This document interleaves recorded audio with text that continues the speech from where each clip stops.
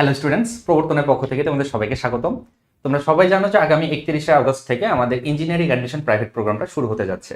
তো এই পরিপ্রেক্ষিতে তোমাদের সাথে কিছু গাইডলাইনমূলক কথাবার্তা শেয়ার করা উচিত ছিল, বা স্টুডেন্টদেরও অনেক কিছু জিজ্ঞাসা থাকে।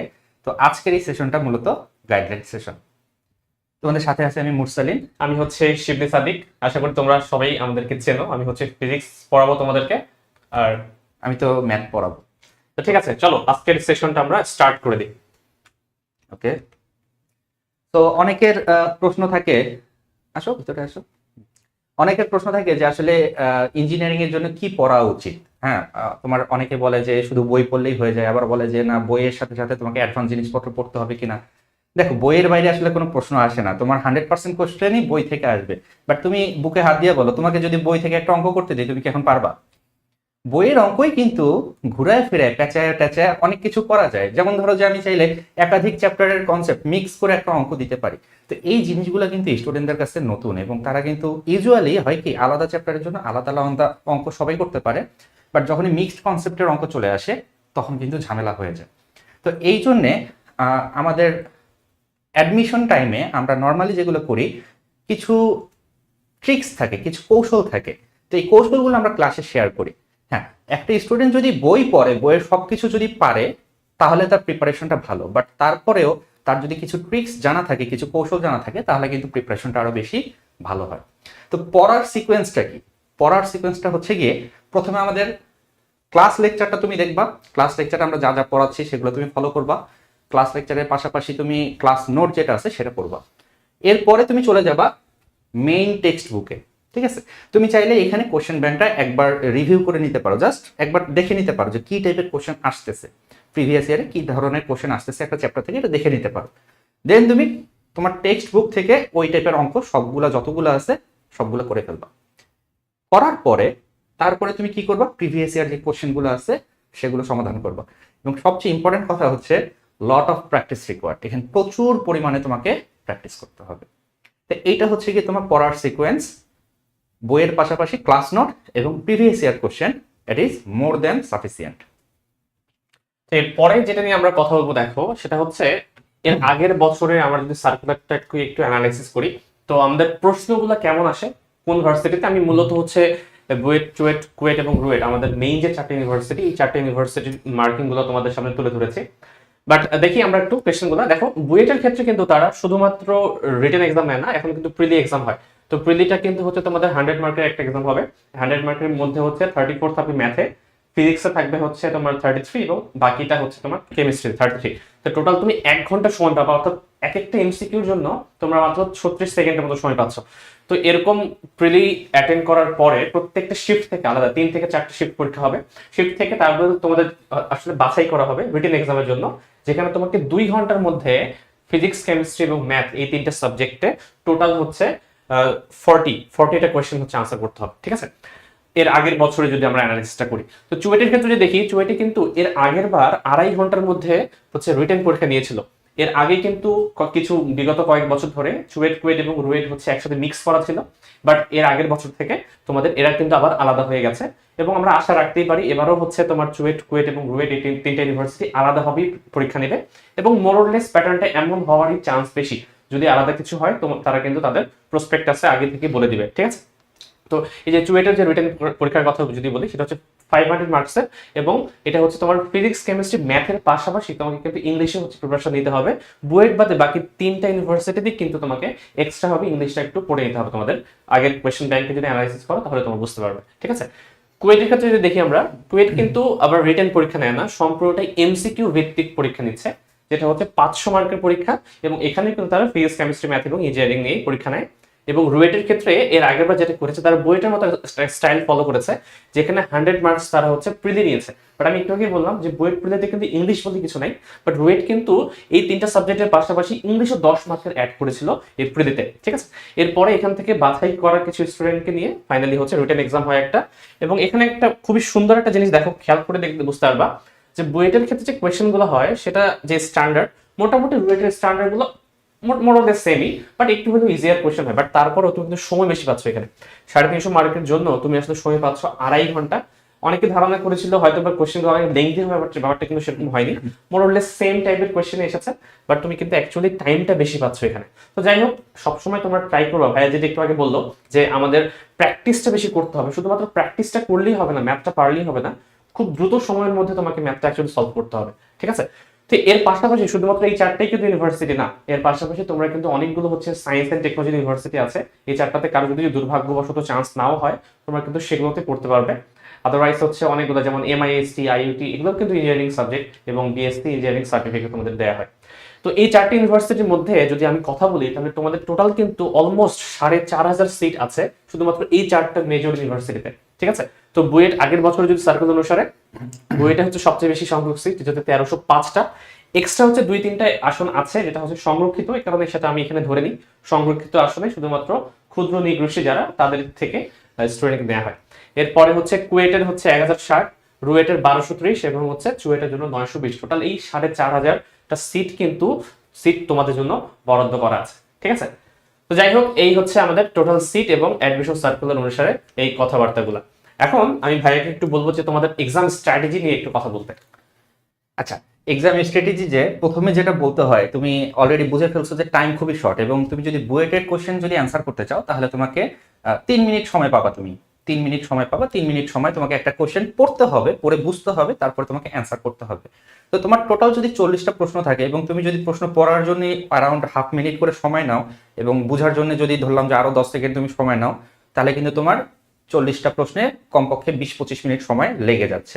তো এই জন্যে কোশ্চেন পড়ে বুঝবো এবং ডিসিশন নিব যে আমি এটা অ্যান্সার করব কি করব না। কারণ এখানে কিন্তু আরো একটা মজার জিনিস আছে, অ্যাডমিশন কোশ্চেন কিন্তু আরেকটু মজার জিনিস আছে, সেটা হচ্ছে সবাই কিন্তু সবকিছু অ্যান্সার করে না বা করা উচিত না। এখানে তোমাকে কিছু কোশ্চেন দেওয়াই হবে টাইম নষ্ট করার জন্য। খুবই সহজ একটা অঙ্ক তোমাকে দিয়ে দিলাম, বাট খুবই বড় বড় বড় অঙ্ক, বাট তোমার ইজি, বই থেকে চলে আসছে। এখন তুমি যদি এই অঙ্কটা করতে চাও তাহলে তোমার সময় লাগতেছে বেশি।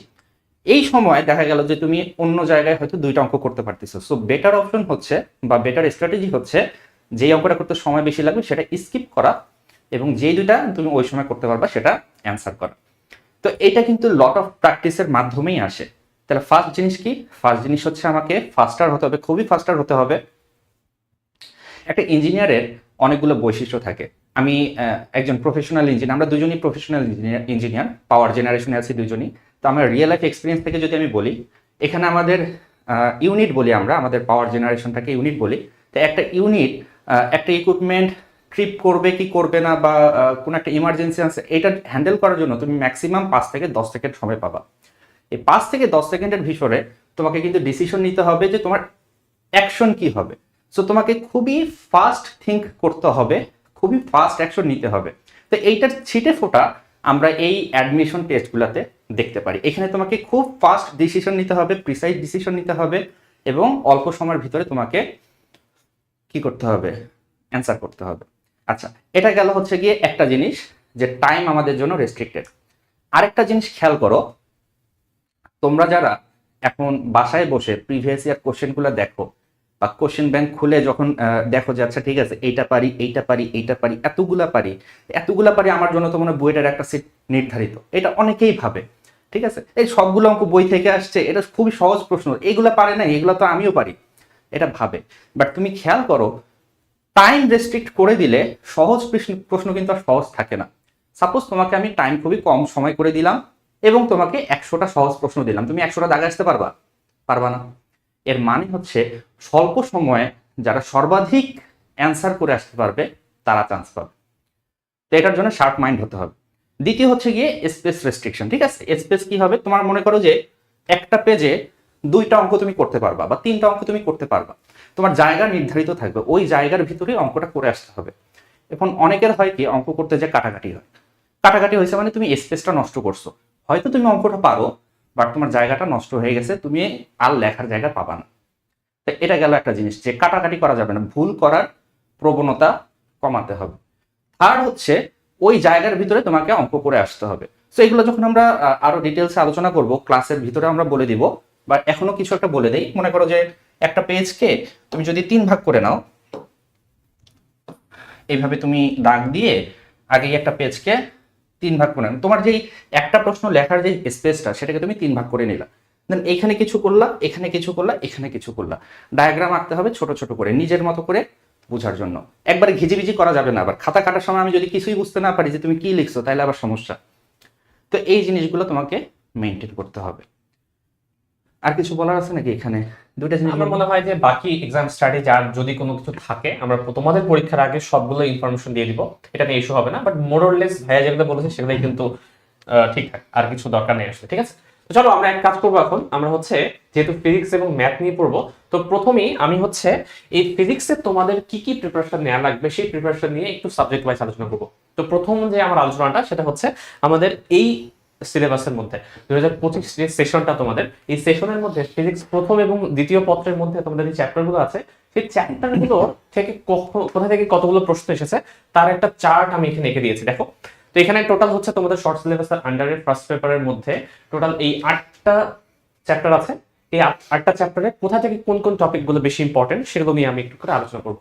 তো চলো, প্রথম যে চ্যাপ্টারটা সেই চ্যাপ্টারটা হচ্ছে ভৌত জগৎ ও পরিমাপ। এটা হচ্ছে তোমাদের প্রথম অধ্যায় এবং এই অধ্যায়ের মধ্যে অনেক ছোট ছোট জিনিস সম্পর্কে আলোচনা করা আছে। বাট সবচেয়ে বেশি ইম্পর্টেন্ট যদি আমি বলি, সবচেয়ে বেশি ইম্পর্টেন্ট এবং যেখান থেকে সবচেয়ে বেশি প্রশ্ন এসেছে সেই টপিকগুলো হচ্ছে এগুলো। সেটা কি? এটা হচ্ছে পরিমাপের ত্রুটি। এই ত্রুটি নিয়ে হচ্ছে আমরা আমাদের ক্লাসে আলোচনা করব যে পরিমাপের কত ধরনের ত্রুটি হয় এবং এই ত্রুটি রিলেটেড বিভিন্ন টাইপের প্রশ্ন কিন্তু বিভিন্ন চ্যাপ্টারের সাথে জুড়ে দেয়। তোমরা হয়তোবা এরকম কোয়েশ্চেন দেখেছো যে একটা সরল দোলককে এক জায়গায় আমি নিয়ে গেলাম, একটা পাহাড়ের উচ্চতায় নিয়ে গেলাম, তাহলে সময়টা হচ্ছে কত শতাংশ চেঞ্জ হয়ে যাবে পার্সেন্টেজে। আমরা যে মেথডে অঙ্কগুলো করি সেই মেথডে করাই যাবে, বাট আমরা এই চ্যাপ্টারের মেথডটা যদি অ্যাপ্লাই করি পরিমাপের ত্রুটিটা পড়ার পর, তো দেখবে যে ম্যাথটা করা, তো সলভ করা তোমার জন্য এতটা ইজিয়ার হয়ে যাবে যে তুমি বুঝতে পারছো না। ঠিক আছে, খুব ইজিয়ার হয়ে যাবে। তো এই জিনিসগুলো হচ্ছে আমরা আলোচনা করবো এই চ্যাপ্টারের মধ্যে। তারপর হচ্ছে মাত্রা সমীকরণ। এই জিনিসটা মেইনলি হচ্ছে এমসিকিউ টাইপ যে কোয়েশ্চেনগুলো আছে, পরীক্ষাগুলো আছে তোমাদের, সেই পরীক্ষাগুলোতে আসে। রিটেনে এখন পর্যন্ত আসতে দেখা যায়নি। আশা করছি রিটেনে এত সহজ জিনিস আসবে না, বাট এমসিকিউ যদি কিন্তু গুরুত্বপূর্ণ। এরপর হচ্ছে পরিমাপের যন্ত্র। এই পরিমাপের যন্ত্রের আন্ডারে হচ্ছে তোমাদের সাইড ক্যালিপার্স, ভার্নিয়ার বক্স, এই টাইপের যে কোয়েশ্চেন জিনিসগুলো আছে সেই জিনিসগুলো হচ্ছে আলোচনা করা আছে। তো মূলত এখান থেকে সবচেয়ে তিনটার মধ্যে সবচেয়ে ইম্পর্টেন্ট টপিক যদি আমি বলি তাহলে সেটা হচ্ছে পরিমাপের ত্রুটি। এটা আমরা হচ্ছে ক্লাসে আলোচনা করব। এরপরে চলে যাই আমাদের যে সবচেয়ে ইম্পর্টেন্ট যেটা চ্যাপ্টার এই গোটা অধ্যায়ের মধ্যে, গোটা ফিজিক্স বইয়ের মধ্যে আমি বলবো সেটা হচ্ছে ভেক্টর। এর কারণ এই ভেক্টরের এই একটা চ্যাপ্টারের কনসেপ্ট এমন কোনো চ্যাপ্টার নেই যে চ্যাপ্টারে কাজে লাগে না। এই কারণে হচ্ছে এই ভেক্টর চ্যাপ্টারটা কিন্তু ম্যাথে থাকা সত্ত্বেও ফিজিক্সে আলাদাভাবে পড়ানো হয়, যাতে করে এই কনসেপ্টটা কাজে লাগিয়ে তুমি বিভিন্ন চ্যাপ্টারে বিভিন্ন টাইপের কোয়েশ্চেন হচ্ছে ইজিলি সলভ করে আসতে পারো। তো আমরা যদি এই গ্রাফটা একটু দেখো, তো মোটামুটি দেখেই বুঝতে পারা যাচ্ছে না যে অনেক কোয়েশ্চেন এসেছে এখন পর্যন্ত। এখন পর্যন্ত যদি আমরা যতগুলো কোয়েশ্চেন অ্যানালাইজ করেছি সেটা যদি দেখা যাচ্ছে অলমোস্ট অনেকগুলো কোয়েশ্চেনই কিন্তু এই চ্যাপ্টার থেকে আসতে দেখা গেছে। এবং সবচেয়ে বেশি যেই কনসেপ্ট থেকে এসেছে সেটা হচ্ছে তোমার ভেক্টরের লব্ধি। এই ভেক্টরের লব্ধি থেকে বিভিন্ন টাইপের কোয়েশ্চেন আসতে পারে। 2-3টা ভেক্টর দিয়ে দিল, দিয়ে বললো যে এই ভেক্টরের লব্ধি বের করো। মাঝে মাঝে হচ্ছে মান দিয়ে দিল, কখনো কোণ দিয়ে দিল, কখনো হচ্ছে আই জে কে এরকম ফরম্যাটে, থ্রি ডাইমেনশনাল ফরম্যাটে দিয়ে দিল। বিভিন্ন ভাবে হচ্ছে ভেক্টরের লব্ধি বের করতে বলতে পারে। আমি হচ্ছে ইউটিউবে তোমাদের কিন্তু অনেকগুলো টাইপের কোয়েশ্চেন করাই, সেখানে দেখবা তোমরা যে ডট গুণ এবং ক্রস গুণ এবং ভেক্টরের লব্ধি মিলে অনেকগুলো ইকুয়েশন সলভিং কিছু প্রশ্ন আসে, সেই প্রশ্নগুলো আসতে পারে। প্লাস হচ্ছে নদী নৌকা, এটা তো এইচএসসি তে করে করে মনে হয় তোমাদের মাথা খারাপ হয়ে গেছে। ওই জিনিসগুলো হচ্ছে আমরা আবার করব, কিন্তু একটু শর্ট ফরম্যাট করবো, খুব ফাস্ট যাতে করে ক্যালকুলেট করা যায়, তোমরা যাতে করে খুব দ্রুত সময়ের মধ্যে আনসারগুলো করতে পারো, সেভাবে আমরা এই জিনিসগুলোকে সলভ করাবো। ভেক্টরের লব্ধি অনেকের হয়তো ভালো মতো পড়া থাকলেও ভেক্টরের বিয়োগ বলে কোনো টপিক হয়তো আমরা আমাদের বইটাতে পাইনি, তাই না, আমাদের বইয়ে। বাট এই জিনিসটা যদি জানা থাকে তোমাদের, তাহলে আপেক্ষিক গতি বা আপেক্ষিক বেগের একটা কনসেপ্ট আছে, সেই কনসেপ্টটা খুব ইজি হয়ে যায়। তো এই জিনিসটা হচ্ছে ইদানিং বিভিন্ন ইউনিভার্সিটিতে তোমার হচ্ছে অ্যাডমিশন টেস্টে কোয়েশ্চেন হিসেবে আসে। এই কারণে আমরা ভেক্টরের বিয়োগ এই যে টপিকটা, এই টপিকটা খুব ভালো মতো ইমফ্যাসিস দিব, ঠিক আছে। এর পাশাপাশি এর লাস্টের যে টপিকটা, যেটা হচ্ছে অ্যাকচুয়ালি এর সাথে যায়, তোমার ডিফারেন্সিয়েশনের সাথে যায়, গ্রেডিয়েন্ট, ডাইভারজেন্স এবং কার্ভ, এটার হচ্ছে প্র্যাকটিক্যাল কিছু রিলেশন আমরা হচ্ছে দেখার ট্রাই করবো। এরপরে যে চ্যাপ্টার আছে সেটা হচ্ছে নিউটনীয় বলবিদ্যা। সবগুলো ফিজিক্স প্রত্যেকটা চ্যাপ্টারের মধ্যে সবচেয়ে ইম্পর্টেন্ট চ্যাপ্টার হচ্ছে এটা, কারণ এখান থেকে সবচেয়ে বেশি প্রশ্ন আসে। কারণ বিভিন্ন চ্যাপ্টার থেকে আসলেও নিউটনের কিছু না কিছু সূত্র তোমার কিন্তু আলটিমেটলি লেগেই যায়। তো এই সব সূত্রগুলোর মধ্যে সবচেয়ে ইম্পর্টেন্ট যেটা সবচেয়ে বেশি সংখ্যক প্রশ্ন এসেছে তোমার নিউটনের গতিসূত্র, এই কনসেপ্টটা থেকে। এরপর হচ্ছে ভরবেগের সংরক্ষণ সূত্র। এটা শুধুমাত্র রৈখিক ভরবেগ পড়লেই হবে না, তোমাকে কিন্তু কৌণিক ভরবেগের সংরক্ষণ সূত্র আছে, সেটা সম্পর্কে কিন্তু এটা থাকতে হবে, ঠিক আছে। এরপর হচ্ছে ফ্রিকশনের যে রিলেটেড যে জিনিসগুলো, এটা হচ্ছে আমরা নিউটনের গতিসূত্রের সাথেই অ্যাড করে দিই। একই জিনিস, একই টাইপের ম্যাথ আসে, শুধুমাত্র ফ্রিকশনটা অ্যাড করে দিলে ম্যাথটা একটু অন্য ধাঁচে চলে যায়। তো এই জিনিসগুলো হচ্ছে আমাদের ভালো মতো পড়তে হবে।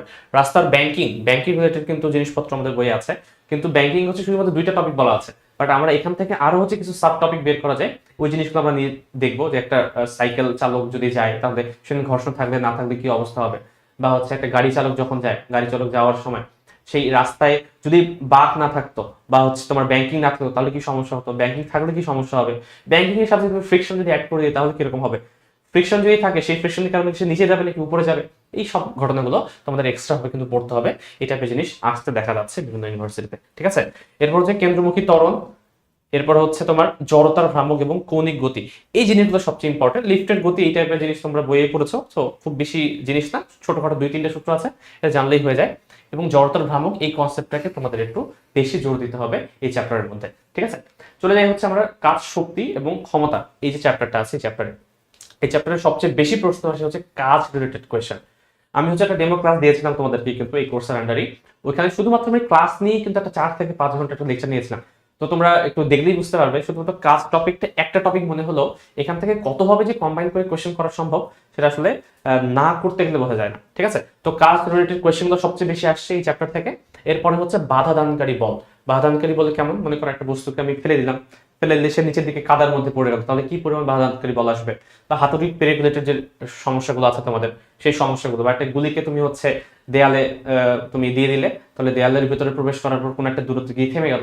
তো এই যে টপিকগুলো আছে, এটা টপিকগুলো দেখে মনে হচ্ছে কিন্তু তোমার আগের চ্যাপ্টারের জিনিস, বাধাদানকারী বল, তারপর হচ্ছে কাজ, কাজ যদিও চ্যাপ্টারের মধ্যে, এই বাধাদানকারী বলের প্রত্যেকটা ম্যাথ এই চ্যাপ্টারের সূত্র দিয়েও করা যাবে, আবার আগের যে চ্যাপ্টারটা আছে সেই চ্যাপ্টারের সূত্র দিয়েও করতে পারবা। বাট সমস্যা হচ্ছে যে এই চ্যাপ্টার দিয়ে যদি সেম ম্যাথগুলো তুমি করতে যাও তাহলে জিনিসটা একটু কমপ্লেক্স হয়ে যায়, একটু বড় হয়ে যায়। সেম ম্যাথ আবার যদি তুমি হচ্ছে এই চ্যাপ্টার দিয়ে করতে যাও জিনিসটা ইজি হয়ে যাবে, কারণ এখানে একটা সুন্দর একটা সূত্র আছে যেটাকে আমরা বলি কাজ শক্তি উপপাদ্য। তো কাজ শক্তি উপপাদ্য এই সূত্রটা খুবই ইম্পর্টেন্ট একটা সূত্র, এবং অ্যাডমিশনের জন্য এই অধ্যায়ের মধ্যে আমি যদি বলি প্রত্যেকটা ম্যাথ তুমি জাস্ট একটা সূত্র দিয়ে করতে পারবে, সেটা হচ্ছে এটা কাজ শক্তি উপপাদ্য। তো এই কারণে এইটা সম্পর্কে একটু ভালো একটা ধারণা থাকতে হবে, ঠিক আছে। প্লাস হচ্ছে এই নিচে যে একটা জিনিস লিখেছে দেখো, পরিবর্তনশীল বল। তোমরা ধ্রুব বল দ্বারা কৃত কাজ তোমাদের এইচএসসি জীবনে অনেক ভালো মতো পড়ে এসেছো, বাট এই টপিকটা সবসময় একটু ইগনোর করা হয়। বাট এই টপিক থেকে অ্যাডমিশন টেস্টে কাজের কিন্তু অনেক ধরনের প্রশ্ন এসেছে, তোমরা যদি প্রিভিয়াস ইয়ারের কোয়েশ্চেনগুলো দেখো তাহলে কিন্তু আইডিয়া পাবা। এরপর হচ্ছে তোমাদের এই ক্ষমতা রিলেটেড আমরা হচ্ছে জিনিসগুলো পড়বো, যেখানে পাম্পের ক্ষমতার পাশাপাশি এখানে কর্মদক্ষতার যে কনসেপ্টগুলো আছে সেগুলো হচ্ছে মার্চ করে একসাথে কোয়েশ্চেন করা হয়, ঠিক আছে। চলে যাবো নেক্সট চ্যাপ্টার, সেটা হচ্ছে মহাকর্ষ অভিকর্ষ। কাজ ক্ষমতা শক্তির থেকে এই মহাকর্ষ অভিকর্ষ চ্যাপ্টারটা তে তুলনামূলক কম কোয়েশ্চেন আসে, একটা আসলে আরেকটা সাধারণত আসে না এরকম দেখা গেছে। বাট সবচেয়ে বেশি বিগত 4 থেকে 5 বছরের কোয়েশ্চেন অ্যানালিসিস যদি আমি করি তাহলে সবচেয়ে বেশি প্রশ্ন এসেছে হচ্ছে এই টপিকটা থেকে, উপগ্রহের গতি এবং হচ্ছে মুক্তিবেগ। এই দুইটা হচ্ছে সবচেয়ে বেশি তোমার ইম্পর্টেন্ট টপিক, এখন হট টপিক বলতে পারো এই দুইটা টপিক, কারণ এই দুইটা অ্যাকচুয়ালি শক্তির নিত্যতা যে কনসেপ্টটা আছে সেই কনসেপ্টটা দিয়ে আমরা করতে পারি। এই চ্যাপ্টারে আমরা শক্তির নিত্যতা রিলেটেড যে জিনিসগুলো আছে সেগুলো খুব একদম হচ্ছে ডিপে গিয়ে অ্যানালিসিস করার চেষ্টা করব, যাতে করে এই টাইপের যে কোনো কোয়েশ্চেন তোমাদের আসুক না কেন সেটা সমস্যা না হয়। অভিকর্ষ ত্বরণ এটা হচ্ছে একবারে আউটডেটেড টপিক হয়ে গেছে, একই টপিক বারবার ঘুরে ঘুরে আসছে। তো এটা তোমরা 2-3টা কোয়েশ্চেন পড়লে অ্যাকচুয়ালি সবগুলা প্রিভিয়াস ইয়ারের কোয়েশ্চেন পেরে যাবা, ওটা আমি চিন্তিত না খুব একটা। এর পাশাপাশি আমরা হচ্ছে আরেকটা জিনিস পড়বো, সেটা হচ্ছে মহাকর্ষীয় বিভব, প্রাবল্য এবং বিভব। এই জিনিসটা এটাও হচ্ছে এখন কিন্তু খুবই জরুরি একটা জিনিস, এবং বিভিন্ন রকম প্রশ্ন এখান থেকে আসে। আর বাকি যে দুইটা আমি দেখালাম না, এটা হচ্ছে খুবই সিলি কয়েকটা কোয়েশ্চেন আসে, সিম্পল একেবারে, জাস্ট সূত্র দিয়ে করলেই হয়ে যায়। এরপরে আসে হচ্ছে পদার্থের গাঠনিক ধর্ম। তো এই যে চ্যাপ্টারটা দুইটা ভাগে বিভক্ত, একটা হচ্ছে স্থিতিস্থাপকতা, একটা হচ্ছে প্রবাহী পদার্থ। আগের বইয়ের দুইটা চ্যাপ্টার মার্চ করে কিন্তু একটা চ্যাপ্টার করা হয়েছে। বাট যদিও তোমাদের শর্ট সিলেবাসে প্রবাহী পদার্থের পার্টটুকু নাই, শুধুমাত্র স্থিতিস্থাপকতার যে পার্টটুকু এটা আছে, এখানে তিনটা মূলত টপিক, এটা হচ্ছে ইয়ংয়ের গুণাঙ্ক, আর এটা হচ্ছে তোমার দৃঢ়তার গুণাঙ্ক, এবং আরেকটা হচ্ছে আয়তন গুণাঙ্ক। বাট সবচেয়ে বেশি প্রশ্ন আসে হচ্ছে ইয়ংয়ের গুণাঙ্ক থেকে, এবং এই রিলেটেড কোয়েশ্চেনগুলো যদি তুমি ভালো মতো পারো বাকি দুইটার কোয়েশ্চেন তুমি ভালো মতো পারবা। এবং বিগত 2-3 বছর ধরে আরেকটা টপিক থেকে বেশি প্রশ্ন আসছে, সেটা হচ্ছে আয়তন গুণাঙ্কের একটা টাইপের কোয়েশ্চেন। সেই টাইপটা কি, যে একটা বস্তুকে আমি হচ্ছে মনে করে অনেক গভীরে নিয়ে গেলে সেই গভীরতায় পানির ঘনত্ব কত বা তরলের ঘনত্ব কত, এই ঘনত্ব যে চেঞ্জটা হবে চেঞ্জটা কিভাবে করা যায়, এই জিনিসটা দুটো জিনিস একটু ভালো মতো করবা। বাকি যে জিনিসগুলো এগুলো হচ্ছে তোমরা অলরেডি পড়ে এসেছো, সঞ্চিত শক্তির, পয়সনের অনুপাত, পীড়ন বিকৃতি, যাই বলে না কেন, খুব ইজি টপিক। বাট এই দুইটা হচ্ছে এখন হচ্ছে হট টপিক তুমি বলতে পারবা বিগত কয়েক বছর ধরে। এরপরে আসি আমরা হচ্ছে তোমার পর্যাবৃত্তি গতি। এই চ্যাপ্টারটা, এই পর্যাবৃত্তি গতি এই চ্যাপ্টারের মধ্যে সরল দোলক থেকে সবচেয়ে বেশি প্রশ্ন আসে, এবং হচ্ছে স্প্রিং থেকে।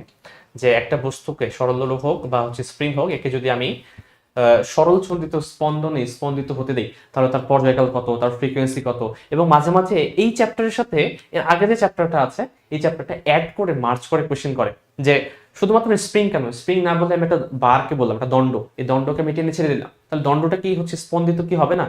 বা হচ্ছে একটা বস্তু আছে যেটা পানির ভিতরে, ওকে আমি হচ্ছে ডুবিয়ে ছেড়ে দিলাম, এই যে পানির ভিতরে একটু ডুবিয়ে চাপ দিয়ে ছেড়ে দিলাম, তারপর যদি সে ওঠানামা করে তাহলে তার ফ্রিকোয়েন্সিটা কত হবে, তার টাইম পিরিয়ডটা কত হবে, এই জিনিসগুলো হচ্ছে আমরা এই চ্যাপ্টারের মধ্যে আলোচনা করব বেশি মতো বা ভালো মতো। ঠিক আছে, সরল দোলক এবং স্প্রিং এই টপিকটা যদি ভালো মতো জানা থাকে এবং যদি আমাদের বেসিক যে সূত্রগুলো আছে চ্যাপ্টারে সেটা যদি জানি আমরা, তাহলে আশা করি সবগুলো সমাধান করতে পারবো।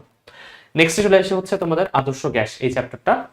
এই চ্যাপ্টারে হচ্ছে এই বয়েল, চার্লস এবং চাপিও এই সূত্র, এই তিনটা সূত্র দিয়ে মূলত তোমরা কেমিস্ট্রি যা যা পড়েছো, এই কেমিস্ট্রি জ্ঞানগুলো যদি থাকে তাহলেই না কেমিস্ট্রির যে সূত্রগুলো আমরা পড়েছি ওই টাইপের ম্যাথগুলোই আসলে এই ফিজিক্সের জন্য এনাফ হয়ে যায়। তো এটা আলাদা হবে, এখানে খুব বেশি জোর দেওয়ার দরকার নেই, কেমিস্ট্রিতে পড়লেই হয়ে যাবে, বাট মোটামুটি যতটুকু জানা লাগে আমরা আলোচনা করবো এখানে। এবং এর পাশাপাশি হচ্ছে তোমার আদর্শ গ্যাসের যে সূত্রটা, এটা দিয়ে সবচেয়ে বেশি কাজে লাগবে, কারণ শুধুমাত্র এই চ্যাপ্টারে না, বরং হচ্ছে এর পরবর্তী সেকেন্ড পেপারে কিছু কিছু অধ্যায় আছে যেখানে হচ্ছে এই চ্যাপ্টার এই সূত্রটা খুব বেশি কাজে লাগে। এবং এরপরে হচ্ছে আপেক্ষিক আর্দ্রতার এবং হচ্ছে শিশিরাঙ্ক টাইপ প্রশ্ন আসতে দেখা গেছে অনেক, এবং এই টাইপের প্রশ্নে হচ্ছে বলা হয় যে আমি কিছু পরিমাণ হচ্ছে আমার কাছে বায়ু আছে, আমি তাপমাত্রা কমিয়ে দিলাম, বা কিছু পরিমাণ বায়ুকে হচ্ছে জানালা দিয়ে বের করে দিলাম, এই টাইপের কিছু কোয়েশ্চেন দেওয়া থাকে, তাহলে শিশিরাঙ্কের চেঞ্জটা কেমন হবে, কিভাবে চেঞ্জ আমরা বের করতে পারবো, এই টাইপের কোয়েশ্চেন কথা হচ্ছে এখানে আলোচনা করা হয়। ঠিক আছে, এরপরে আমরা চলে যাবো হচ্ছে ফিজিক্স সেকেন্ড পেপারে।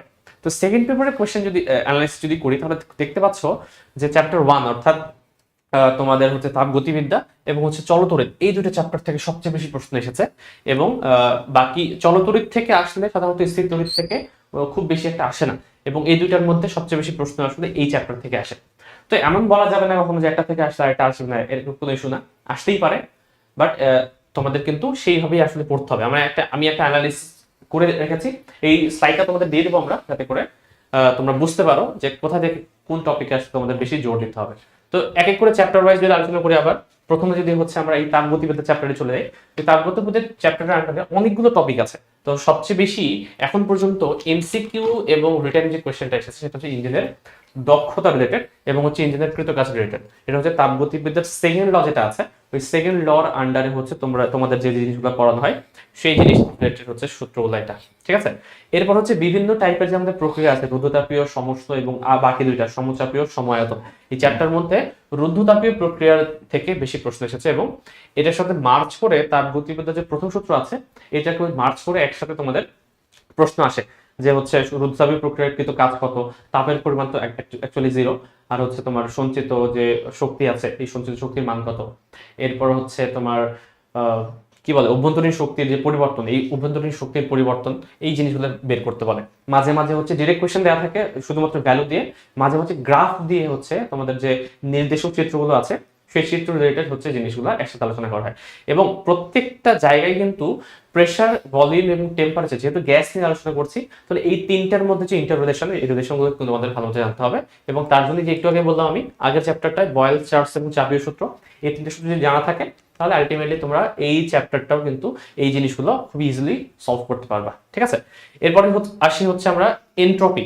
এনট্রপি থেকে হচ্ছে রিটেনে বেশি প্রশ্ন আসে, থার্মোমিটার থেকে এসে হচ্ছে তোমার এমসিকিউ টাইপের বেশি প্রশ্ন আসে, যে থার্মোমিটার যদি হচ্ছে খারাপ হয় তাহলে, অথবা যদি নষ্ট থার্মোমিটার তুমি দাও যার হচ্ছে নিম্ন স্থির বিন্দু দুইটা হচ্ছে চেঞ্জ হয়ে গেছে, তাহলে কি রকম টেম্পারেচার আসবে, সেই জিনিসগুলো হচ্ছে এখান থেকে আসে। ঠিক আছে, এরপরে হচ্ছে শক্তি রূপান্তর, এই চ্যাপ্টারের সাথে কাজ, শক্তি এবং ক্ষমতা, এই চ্যাপ্টার দুইটা চ্যাপ্টার মার্চ করে হচ্ছে প্রশ্ন আসতে দেখা গেছে, যে তোমার মনে করো উপর থেকে একটা বস্তুকে নিচে নামিয়ে দিলাম, তাহলে তাপের কি পরিমাণ পরিবর্তন হবে।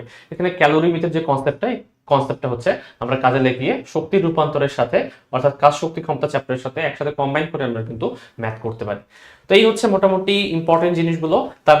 এটা তো আমি বললাম প্রথম সূত্র আলটিমেটলি বিভিন্ন রুদ্ধতাপীয় প্রক্রিয়া বলো, সমস্ত প্রক্রিয়া বলো, এর সাথে মার্চ করে প্রশ্ন আসতে দেখা যায়। এরপরে হচ্ছে আমরা আসি এই চ্যাপ্টারটা যেটা হচ্ছে তোমার স্থির তড়িৎ। স্থির তড়িৎ সেকেন্ড পেপারে স্থির তড়িৎ চ্যাপ্টার এবং ফার্স্ট পেপারে যে মহাকর্ষ চ্যাপ্টার, দুইটার মধ্যে সবচেয়ে ইম্পর্টেন্ট টপিক হচ্ছে তোমার বিভব এবং তোমার প্রাবল্য। ওইখানেও বিভব এবং প্রাবল্য যেরকম জরুরি, এখানেও তোমার বিভব এবং প্রাবল্য সেম ভাবে তোমাকে হচ্ছে অ্যানালাইসিস করে পড়তে হবে। ঠিক আছে। এর পাশাপাশি যেহেতু এই দুইটা চ্যাপ্টারের মধ্যে তোমার হচ্ছে কুলম্বের সূত্র বলি বা হচ্ছে গ্র্যাভিটেশনাল যে সূত্রটা আছে মহাকর্ষের, নিউটনের সূত্র, দুইটা কিন্তু প্রায় সিমিলার, এই কারণে জিনিসগুলো অনেকটা সিমিলার। তো একটা চ্যাপ্টার যদি ভালো মতো তোমার অলরেডি পড়া থাকে মহাকর্ষ বিকর্ষ, তোমার আসলে এই চ্যাপ্টারটা খুব একটা ইস্যু হয়ে দাঁড়াবে না, ঠিক আছে। এরপরে হচ্ছে তোমাদের ক্যাপাসিটর নিয়ে প্রশ্ন আসে, শুধুমাত্র ক্যাপাসিটর মাঝে মাঝে একা দেয় না, মাঝে মাঝে এই চ্যাপ্টারটাকে আবার হচ্ছে মার্চ করে আরেকটা চ্যাপ্টারের সাথে যোগ করে, যেটা পরের চ্যাপ্টার। কোনো কোনো সার্কিট দিয়ে দেয় মাঝে মাঝে, সেটা শুধুমাত্র রোধ মানে রেজিস্টর নেই, রেজিস্টরের সাথে ক্যাপাসিটর অ্যাড করে কিন্তু কোয়েশ্চেন মার্চ করতে পারে। এবং আরেকটা অ্যাড করা হতো, যেটা যেহেতু আমাদের শর্ট সিলেবাসে নাই, ম্যাগনেটিজমের একটা চ্যাপ্টার অ্যাড করে মাঝে মাঝে প্রশ্ন আসতো। তো আশা করি এই জিনিসগুলো এবার করবে না, কারণ শর্ট সিলেবাসের আন্ডারে নাই এটা, সো এখন ওটা নিয়ে চিন্তা ভাবনা করা লাগবে না তোমাদের। তো এই ধারক নিয়ে অ্যানালাইসিস করতে হবে বেশি করে, কারণ এই টপিকটা বেশি জরুরি তোমাদের জন্য। ধারকের মধ্যে তোমাদের হচ্ছে সমান্তরাল পাত ধারক আছে, তারপর অনেকগুলো ধারক যদি অ্যাড করি আমি, তাহলে কিরকম হবে, এই ধারকের যে সমবায়টা, এই সমবায়গুলো ভালো মতো করতে হবে। এরপরে আসি হচ্ছে আমরা চলতরিৎ। চলতরিতের মধ্যে রোধের সমবায়, এটা নিয়ে সবচেয়ে বেশি প্রশ্ন আসে, এমসিকিউ হোক বা রিটেন হোক। রোধের সমবায় হচ্ছে বিভিন্ন টাইপের হতে পারে। একটা সার্কিট দিয়ে দিল, দিয়ে বললো যে তুল্য রোধটা নির্ণয় করো, সেই তুল্য রোধের আন্ডারে অনেকগুলো জিনিস, কিন্তু অনেকগুলো হচ্ছে টাইপ তোমাদের এখানে চলে আসে। যে যদি তুমি হচ্ছে শ্রেণী এবং সমান্তরাল করতে পারো, তাহলে তো একেবারেই করতে পারলা। তো মাঝে মাঝে শ্রেণী এবং সমান্তরাল বিভক্ত করা যায় না, তো সেই সময় আমরা কিরশফের সূত্র ইউজ করি। এবং আমরা কিছু তোমাদের ক্ষেত্রে অ্যাডভান্স কিছু জিনিসও পড়াবো, যে কিরশফ এর পরে কিছু সূত্র এসেছে যেগুলো ইউজ করলে তুমি কিন্তু খুবই ফাস্ট আরো ক্যালকুলেট করতে পারবা। সো সেই জিনিসগুলো আমরা ক্লাসে দেখবো। এরপরে হচ্ছে যেই জিনিসটা হচ্ছে ওহমের সূত্র দিয়ে কিভাবে তড়িৎ প্রবাহ, অর্থাৎ ওই একই সার্কিট মাঝে মাঝে বলে তুল্যরোধ বের করতে, শুধুমাত্র এখানে একটা ব্যাটারি যদি অ্যাড করে দিই, ব্যাটারি অ্যাড করে দিলে এখন বলবে তাহলে কারেন্টের মান বের করো। বিভিন্ন ব্রাঞ্চে কারেন্টের মান বের করতে বলতে পারে, I1 এর মান কত, I3 এর মান কত, এই টাইপের কিছু। এবং এর এর পরে সবচেয়ে বেশি জরুরি সেটা হচ্ছে হুইটস্টোন ব্রিজ, ঠিক আছে। হুইটস্টোন ব্রিজ যে এই কনসেপ্টটা আছে, এটা শুধুমাত্র একটা টাইপের চিত্র আমরা দেখেছি। চিত্রটা দেখতে কিরকম, এই যে এরকম এরকম ডায়মন্ড শেপের একটা চিত্র দেখেছো তোমরা, যে এই যে এটা হচ্ছে হুইটস্টোন ব্রিজ, তাহলে কারেন্টের মান নির্ণয় করো বিভিন্ন ব্রাঞ্চে, বা এখানে একটা গালভানোমিটার লাগানো থাকে। বাট হুইটস্টোন ব্রিজ দেখতে শুধুমাত্র এরকম হয় না, আর অনেকভাবে তুমি হুইটস্টোন ব্রিজকে কিন্তু সাজাতে পারো। এই জিনিসগুলো আমরা ক্লাসে দেখবো যে কিভাবে আমরা জিনিসগুলোকে সাজাই, ঠিক আছে। তো এই হুইটস্টোন ব্রিজের সাথে কারশফের সূত্রকে কম্বাইন করে আমরা কিন্তু বিভিন্নভাবে প্রশ্নগুলোকে অ্যানালাইসিস করতে পারি।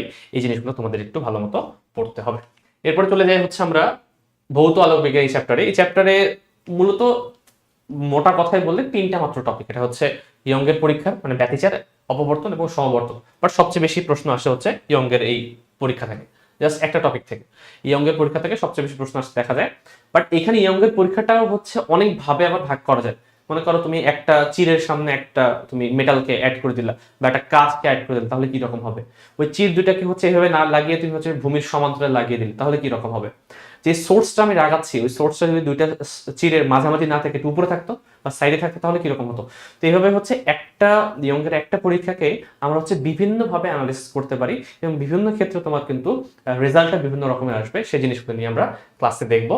এবং ইয়ংয়ের এই পরীক্ষাটা যদি ভালো মতো জানা থাকে, আশা করি এই চ্যাপ্টার নিয়ে সমস্যা হবে না, কারণ অপবর্তন এবং সমবর্তন খুবই ছোট দুটো টপিক, দুই তিনটা সূত্রই আছে, জানলেই হয়ে যায়।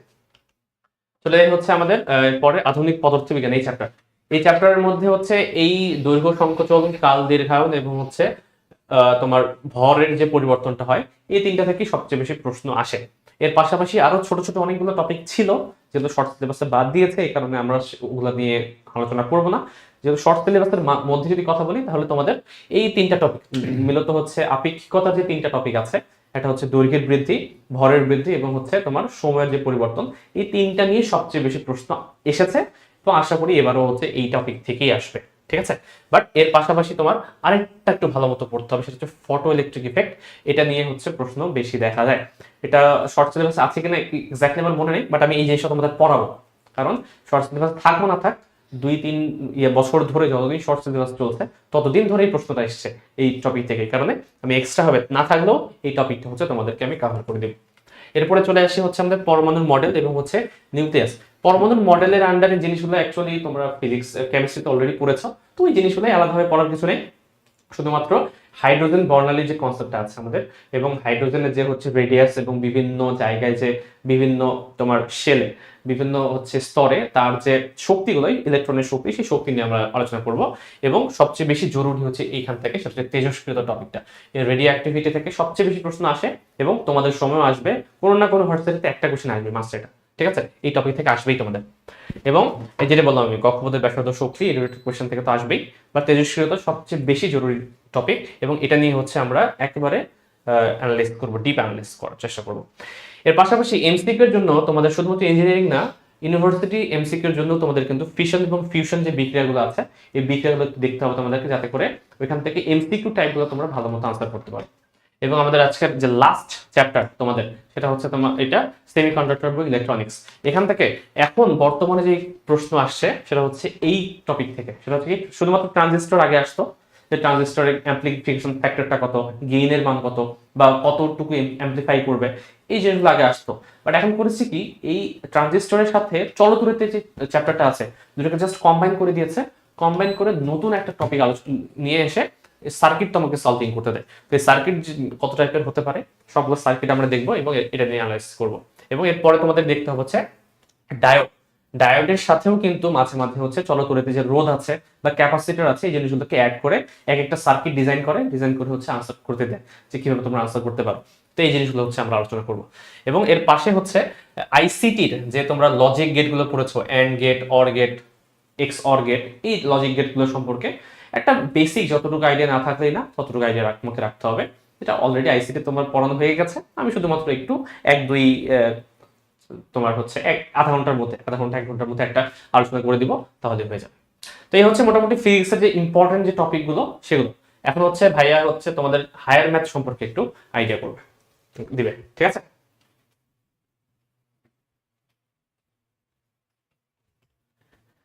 আচ্ছা, তো ফিজিক্সের এত সুন্দর আলোচনার পরে ম্যাথ নিয়ে আমি আসলে কি বলবো সেটাই বুঝতে পারতেছি না।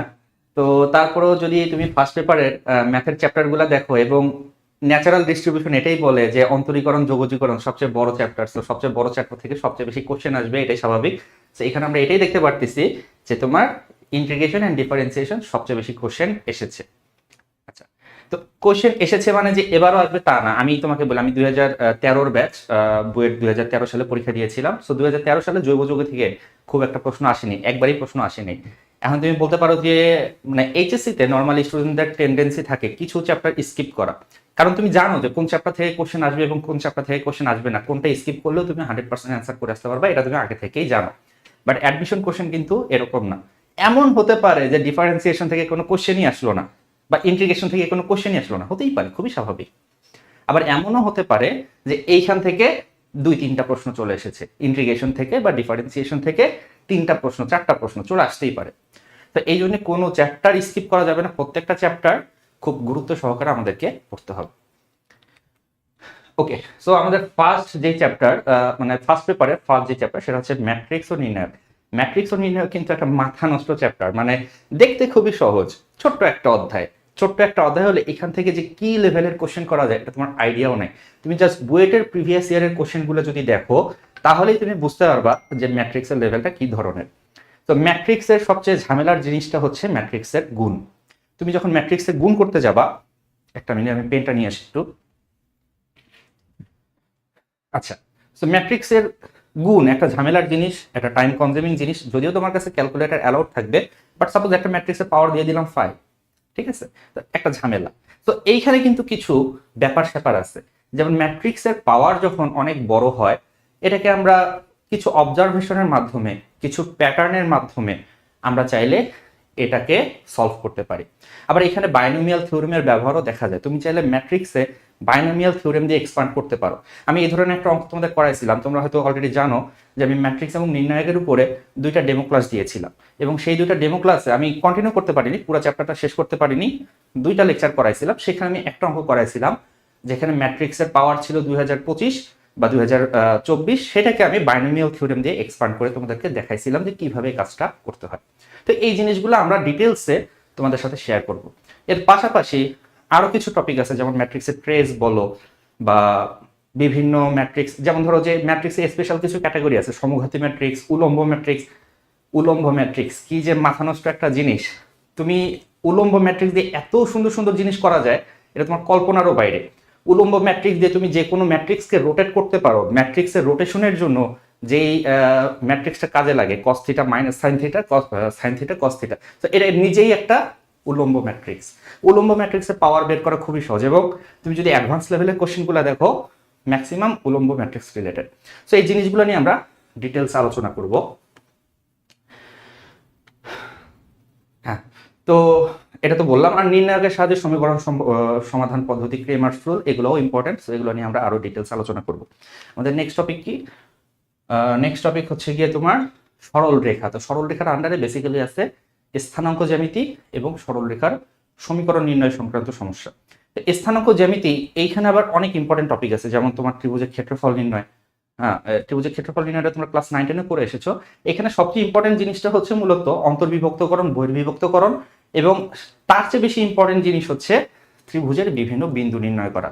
তোমরা জানো যে ত্রিভুজের বিভিন্ন বিন্দু আছে, লাইক ভরকেন্দ্র, পরিকেন্দ্র, অন্তকেন্দ্র, লম্ব বিন্দু। তো এগুলো খুবই ইম্পর্টেন্ট এবং এগুলো মিক্স করে আসে। যেমন ধরো যে তোমার লম্ব বিন্দু এবং ভরকেন্দ্রের সংযোজক সরল রেখার সমীকরণটা কোন বিন্দুগামী, এই ধরনের একটা প্রশ্ন করলো।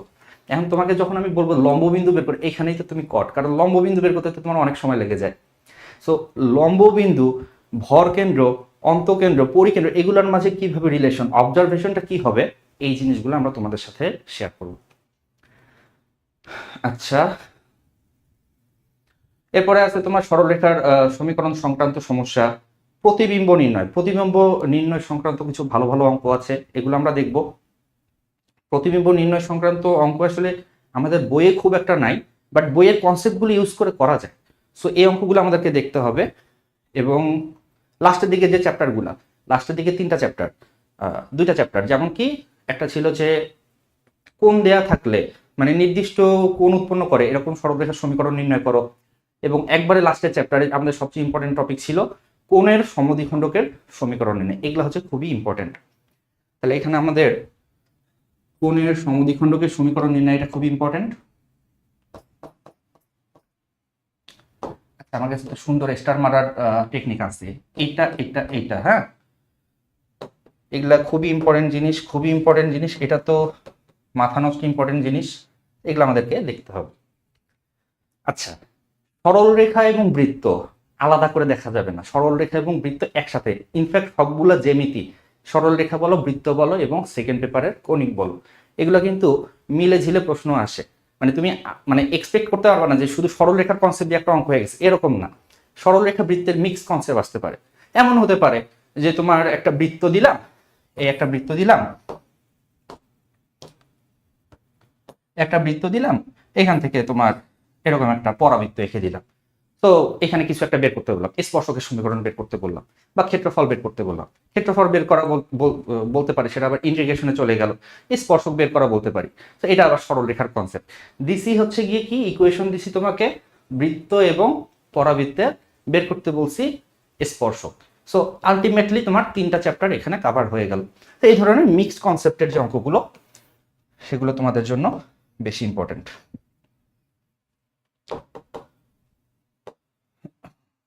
ওকে, আমাদের নেক্সট চ্যাপ্টার হচ্ছে ত্রিকোণমিতি, তাই তো?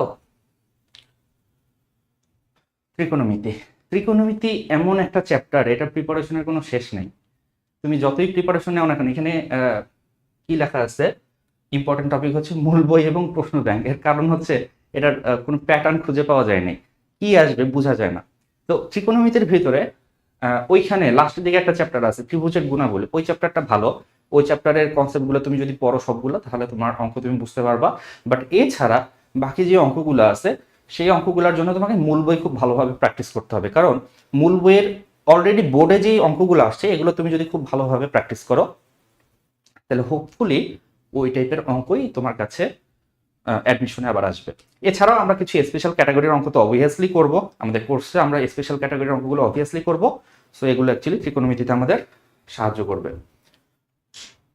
ওকে, নেক্সট হচ্ছে অন্তরীকরণ। অন্তরীকরণের সবচেয়ে ইম্পর্টেন্ট জিনিস হচ্ছে অন্তরীকরণের প্রয়োগ। অন্তরীকরণের প্রয়োগের ভিতরে আমরা স্পর্শক এবং অভিলম্বের সমীকরণ বের করা, এই রিলেটেড অনেক সুন্দর সুন্দর অঙ্ক আছে। ঠিক আছে, একটু আগে যেটা বলতেছিলাম সেটা আবার অন্তরীকরণের মাধ্যমেও করা যায়, শুধু সরলরেখার কনসেপ্ট দিয়ে করা যায়, ক্যালকুলাসের কনসেপ্ট দিয়েও করা যায়। তো সেই জিনিসগুলো আমরা দেখব। এবং এখানে খুবই ইম্পর্টেন্ট জিনিস হচ্ছে গুরুমান লঘুমান নির্ণয় করা। এই কনসেপ্ট দিয়ে অনেক অঙ্ক করা যায় এবং এটার প্র্যাকটিক্যাল অ্যাপ্লিকেশনও অনেক বেশি। সো এই জিনিসগুলোতে আমরা খুব বেশি ফোকাস করব। এগুলোর অ্যাডভান্স লেভেলের অঙ্ক আমরা করব, এমন অঙ্ক করব যেটা করলে তোমার এইটা সম্পর্কে আর কোনো কনফিউশনই থাকবে না। এছাড়াও ডিফারেন্সিয়েশনের যে বিভিন্ন মেথড আছে, বিভিন্ন ফাংশনকে কিভাবে ডিফারেন্সিয়েট করতে হয়, প্যারামেট্রিক ইকুয়েশনের ডিফারেন্সিয়েশন কিভাবে করতে হয়, এই জিনিসগুলো তো অবশ্যই আমরা আলোচনা করবো। আমরা একবারে বেসিক থেকে অ্যাডভান্স পর্যন্ত যা আছে। যোগজীকরণ, যোগজীকরণ বুঝতে পারতেছো, এরিয়া রিলেটেড যে অঙ্কগুলো, এখানে সবচেয়ে বেশি ঝামেলা হয় কি, তোমার গ্রাফ সম্পর্কে খুব ভালো আইডিয়া থাকতে হবে। কারণ তোমাকে একটা ফাংশন দিল, ফাংশনের গ্রাফ কিরকম হবে এটা তুমি যদি বুঝতে পারো তাহলে কিন্তু এরিয়া বের করা সহজ হয়ে যায়। গ্রাফ যদি তোমার ভালো আইডিয়া না থাকে তাহলে তুমি কিন্তু বুঝতে পারবে না। তো আমরা গ্রাফে ফোকাস করব, এরিয়া কিভাবে বের করতে হয় সেটা দেখব, এই জিনিসগুলো আমরা দেখব। এরপরে জটিল সেকেন্ড পেপার। সেকেন্ড পেপার তুমি যদি দেখো তাহলে চ্যাপ্টার 8 এবং চ্যাপ্টার 9-এ কোশ্চেনটা অনেক বেশি, স্থিতিবিদ্যা এবং গতিবিদ্যা। বেসিক্যালি এই দুইটা চ্যাপ্টার তোমার ফিজিক্সের সাথে মিলে যায়। ফিজিক্সের একটা গতিবিদ্যা চ্যাপ্টার আছে, তো এই ফিজিক্সের গতিবিদ্যা চ্যাপ্টারের সাথে আমাদের এখানে যে গতিবিদ্যা, এই চ্যাপ্টার অনেক কিছুই মিল, মানে অলমোস্ট 80%-এর মতোই মিল। তো এই জন্যে এই চ্যাপ্টারগুলো থেকে অঙ্ক বেশি আসে। বাট এখান থেকে আসলে কঠিন প্রশ্ন খুব একটা হয় না। স্থিতিবিদ্যা, গতিবিদ্যা এগুলো থেকে সহজ সহজ প্রশ্নই হয়, বইয়ের বাইরে প্রশ্ন হয় না। বই যেই কনসেপ্ট তুমি পড়ছো সেই কনসেপ্ট তোমার যদি পড়া থাকে তাহলে তুমি স্থিতিবিদ্যা এবং গতিবিদ্যা ভালো অ্যান্সার করতে পারবা। আচ্ছা, জটিল সংখ্যা। জটিল সংখ্যা চ্যাপ্টারটা সাইজে ছোট, বাট এটাতে কি নাই, এটাতে সব কিছু আছে, ভেক্টর আছে, ত্রিকোণমিতি আছে, তারপরে আর কি আছে, জটিল সংখ্যা তো ইটসেলফ, জটিল সংখ্যার নিজস্ব কিছু কনসেপ্ট তো আছেই, তো অনেক কিছু আছে। পুরা জ্যামিতি এটার ভিতরে ঢুকায় দেওয়া যায়, ঠিক আছে। তুমি যতগুলা সমীকরণ পড়ছো, বৃত্তের সমীকরণ বলো, সরল রেখার সমীকরণ বলো, এই সবগুলা সমীকরণ, উপবৃত্তের সমীকরণ বলো, এই সবগুলা সমীকরণ আবার জটিল সংখ্যার মাধ্যমে প্রকাশ করা যায়। তো জটিল সংখ্যা মানে শুধু জটিল সংখ্যা না, জটিল সংখ্যা মানে পুরা জ্যামিতি, জটিল সংখ্যার সঞ্চারপদ পুরাটাই জ্যামিতি, ঠিক আছে। সো ওই জিনিসটা দেখেই, কোয়েশ্চেন দেখেই, ইকুয়েশন দেখেই কিভাবে বোঝা যায় যে এটা কিসের সঞ্চারপদ বা কিসের ইকুয়েশন, এই টেকনিকগুলো আমরা শিখবো। জটিল সংখ্যার রোটেশন খুবই ইম্পর্টেন্ট একটা কনসেপ্ট, জটিল সংখ্যার রোটেশন আমরা দেখবো। প্রিভিয়াস ইয়ারে 2-1 বছর আগে হয়তো সুন্দর একটা প্রশ্ন আসছিল, যদিও বা আইডিয়া রোটেট করলে 90 ডিগ্রি ঘুরে যায়। সো আসলে আইডিয়া রোটেট করার কারণে অঙ্কটা হয়তো খুব বেশি জটিল হয় নাই, বাট অন্যান্য ক্ষেত্রে যে কোনো একটা জটিল সংখ্যাকে কিভাবে রোটেট করতে হয় এই জিনিসগুলো নিয়ে আমরা ডিটেলস আলোচনা করবো। অ্যাজ ওয়েল এজ আমাদের সিলেবাসে যেগুলো আছে সেগুলো তো আমরা অবশ্যই করবো। এখানে মূল নির্ণয়, জটিল সংখ্যার মূল নির্ণয়, বর্গমূল নির্ণয়, ঘনমূল নির্ণয়, চতুর্থ মূল, ষষ্ঠ মূল, এনতম মূল, হ্যাঁ, তারপর নেগেটিভ সংখ্যার লগারিদম, অয়লার্স আইডেন্টিটি, ডি মোইভার্স থিওরেম, এই জিনিসগুলো নিয়ে আমরা ডিটেলস আলোচনা করব। নেক্সট হচ্ছে বহুপদী সমীকরণ। বহুপদী সমীকরণ সলভ করতে গেলে তোমার জটিল সংখ্যা সম্পর্কে খুব ভালো আইডিয়া থাকতে হবে, কারণ অনেক বহুপদী আছে যেগুলোর সলিউশন কিন্তু কমপ্লেক্স নাম্বার। তো সাপোজ তোমাকে একটা বহুপদী দিলাম যেটার মূল হচ্ছে গিয়ে alpha beta, alpha to the power 107, beta to the power 107 সমান কত। সো খুব বেশি সম্ভাবনা থাকে যে আলফা এবং বিটা একটা কমপ্লেক্স নাম্বার হবে। সো কমপ্লেক্স নাম্বার চাইলে আমি বহুপদীর ভিতরে ঢুকাই দিতে পারি, এই জন্যে বহুপদী এটাও একটা ইম্পর্টেন্ট চ্যাপ্টার। এছাড়াও তোমার মূলের প্রকৃতি, মূলের নিশ্চক, এই জিনিসগুলো তো অবশ্যই ইম্পর্টেন্ট। কণিক তো জ্যামিতির ভিতরে পড়ে যাচ্ছে। কণিক তুমি যদি পরাবৃত্তটা খুব ভালোভাবে করো তাহলে উপবৃত্ত অধিবৃত্ত হয়ে যায়, অনেকটাই হয়ে যায়। আবার উপবৃত্তটা যদি খুব ভালোভাবে করো তাহলে অধিবৃত্তে অসীম তটের সমীকরণ নির্ণয় করা ছাড়া এক্সট্রা কোনো সমীকরণ থাকে না। তো আমরা পরাবৃত্তের সবচেয়ে বেশি ফোকাস করব, দেন আমাদের টার্গেট হবে উপবৃত্ত। এখানে আবার এরিয়া রিলেটেড অনেক অঙ্ক করা যায়, উপবৃত্তের এরিয়া সংক্রান্ত অনেক অঙ্ক করা যায়। একটা উপবৃত্তের ভিতরে আমি একটা বর্গ এঁকে দিলাম বা একটা আয়ত এঁকে দিলাম, দিয়ে বললাম এটা ম্যাক্সিমাম এরিয়া কত, একটা সুন্দর প্রশ্ন। বা বললাম যে উপকেন্দ্রিক লম্বগুলো দিয়ে তুমি হচ্ছে গিয়ে একটা আয়ত আঁকো, সেই উপকেন্দ্রিক লম্বের শীর্ষবিন্দুগুলোতে স্পর্শকের সমীকরণ বের করো, আরেকটা সুন্দর প্রশ্ন। মানে চাইলে অনেক কম্বিনেশনও অনেক সুন্দর সুন্দর অঙ্ক করা যায়। তো এগুলো কিভাবে ডিল করতে হবে, প্রচুর প্রবলেম সলভিং এর মাধ্যমে এগুলো তোমাদেরকে করানো হবে। ত্রিকোণমিতি নিয়ে নতুন করে বলার কিছু নেই, ত্রিকোণমিতি তো আগেই বলে দিছি। স্থিতিবিদ্যা, গতিবিদ্যা এটা ফিজিক্সের সাথে অনেকটাই রিলেটেড। স্থিতিবিদ্যাতে নতুন কিছু টপিক আছে, লামির উপপাদ্য আছে এবং প্যারালাল ফোর্স আছে। সো এই জিনিসগুলো নিয়ে আমরা আলোচনা করব এবং এখানে টর্কের কনসেপ্ট আলোচনা করব, বলের ভ্রামক দিয়ে কিভাবে অঙ্ক সমাধান করতে হয় এগুলো আলোচনা করব। ওকে, সো এই গেল সাবজেক্ট রিলেটেড কথাবার্তা।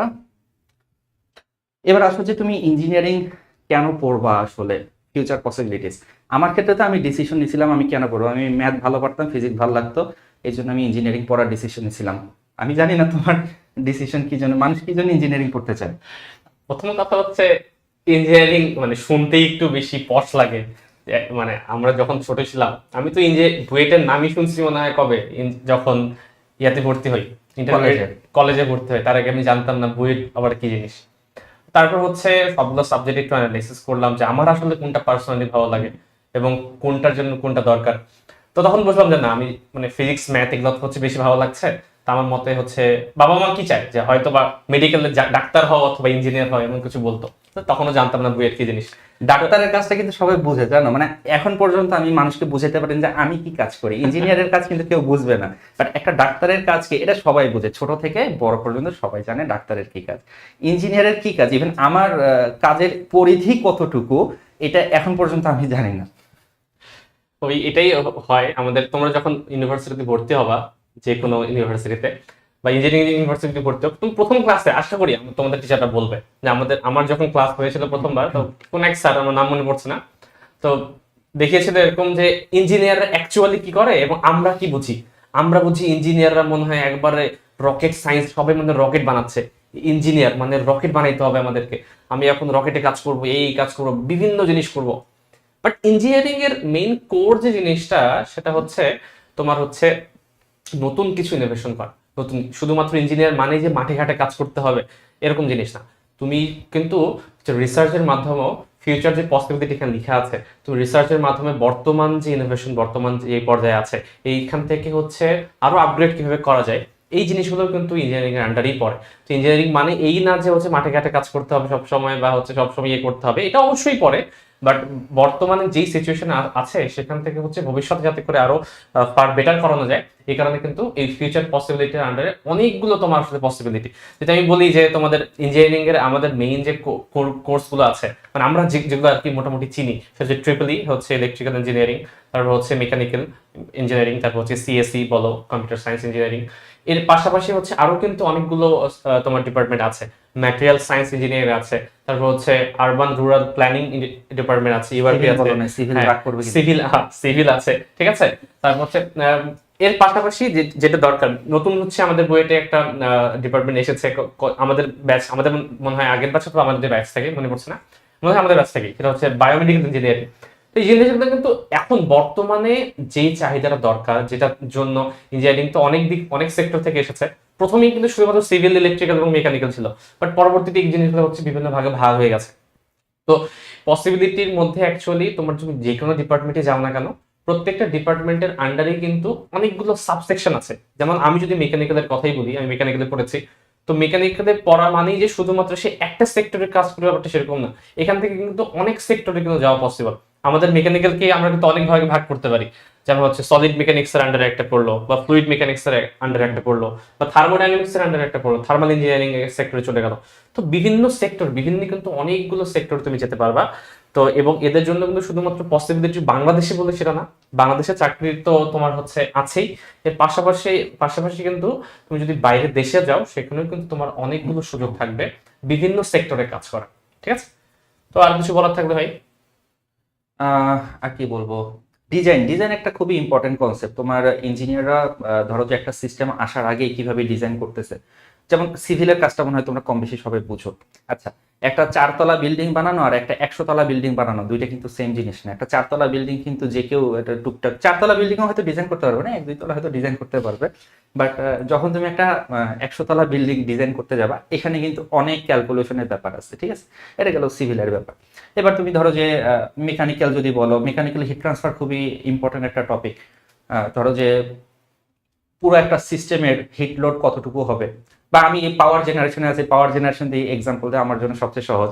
তো পাওয়ার জেনারেশন দিয়ে যদি বলি, ধরো আমার একটা পাওয়ার প্ল্যান্ট এখন আমি বানাই নেই, তো আমার টোটাল পাওয়ার ক্যাপাসিটি কতটুকু হবে সেটা আমি জানি। এর ভিত্তিতে কি কয়লা আসবে বা কি হচ্ছে গিয়ে তোমার জিসিবি হবে, এর উপর ডিপেন্ড করতেছে কতটুকু এয়ার ফ্লো দিব, ফ্যানের ডিজাইনটা কিরকম হবে, কতটুকু পানি দিব, ফিট পাম্পের ডিজাইন কিরকম হবে। সেই সব কিছু অ্যাকচুয়ালি মানে একটা সিস্টেম দাঁড়ানোর আগেই একটা ইঞ্জিনিয়ার দেখতে পারে সিস্টেমটা, একটা মানে সাধারণ মানুষ দেখতেছে সামনে কিছু নাই, বাট একটা ইঞ্জিনিয়ার তাকে কিন্তু আগে থেকে চিন্তা করতেছে, আচ্ছা ঠিক আছে এইখানে এই জিনিসটা, ওইখানে ওই জিনিসটা, এইটার সাইজ এরকম হবে, ওইটার সাইজ এরকম হবে, এটা প্রেশার এত হবে, এটা হিট ক্যাপাসিটি এত। তো এই জিনিসগুলা ভিজুয়ালাইজ তোমরা সবচেয়ে মজা পাও যে ম্যাথে ভিজুয়ালাইজ করাটা অনেকে দেখতে চাও। সো ম্যাথে ভিজুয়ালাইজ করতে পারলে যেরকম মজা লাগে, ইঞ্জিনিয়ারদের মজাটা হচ্ছে গিয়ে এইখানে যে সিস্টেম বের হওয়ার আগেই তুমি দেখতে পারতেছো যেটা কেউ দেখতে পারতেছে না, এইখানেই হচ্ছে গিয়ে মজাটা।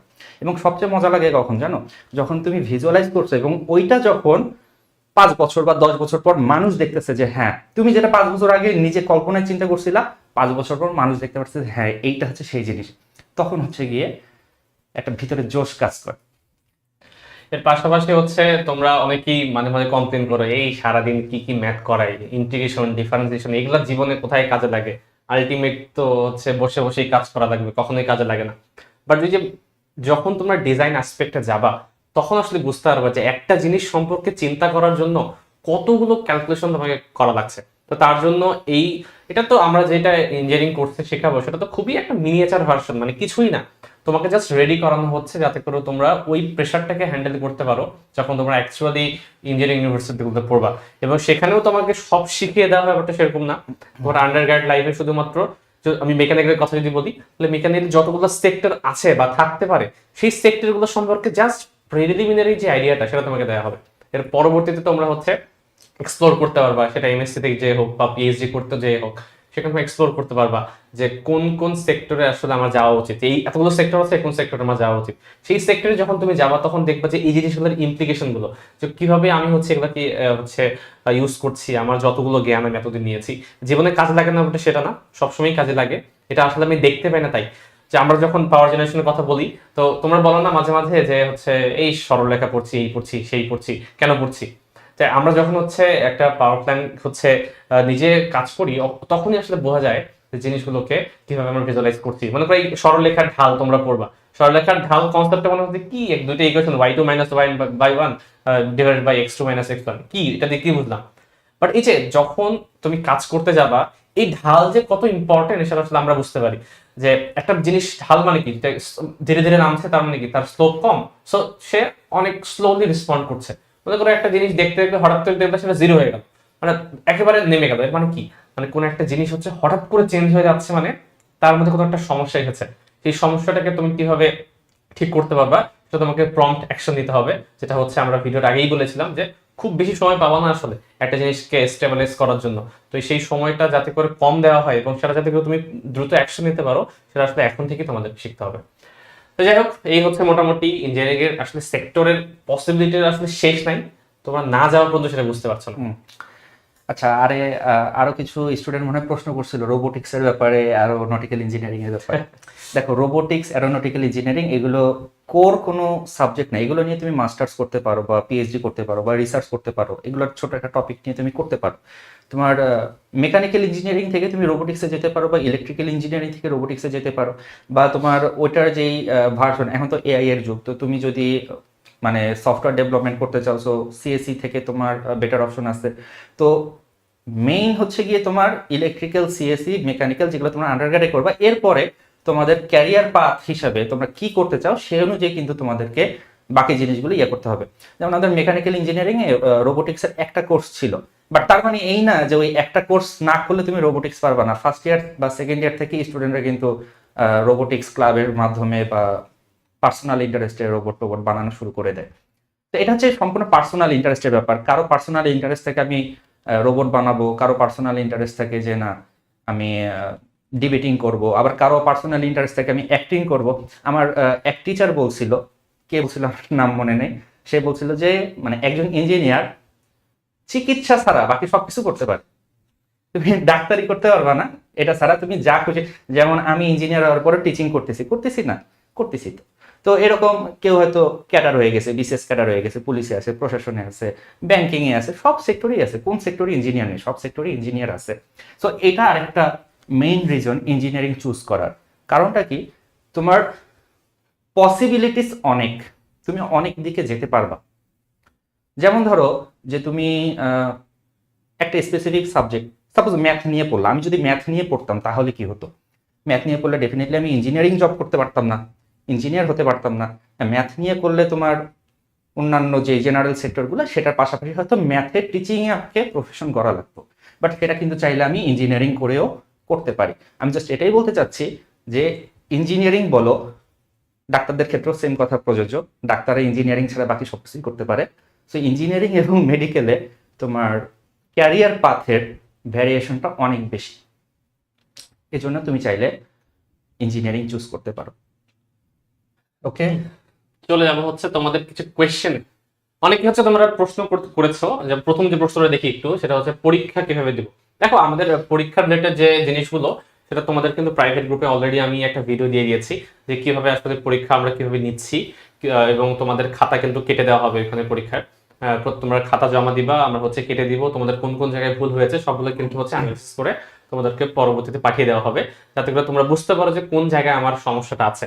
ঠিক আছে, তো এই সম্পর্কে এখানে মনে হয় না ডিটেলস আলোচনা করার দরকার আছে।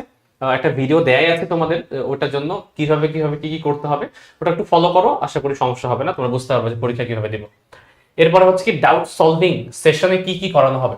তো দেখো ডাউট সলভিং যে সেশনটা আছে আমাদের, সেটা হচ্ছে এক্সট্রা আমরা রেখেছি এই কারণেই, কারণ শুধুমাত্র পড়ানো এবং পরীক্ষা দেওয়ার মধ্যে সবকিছু না।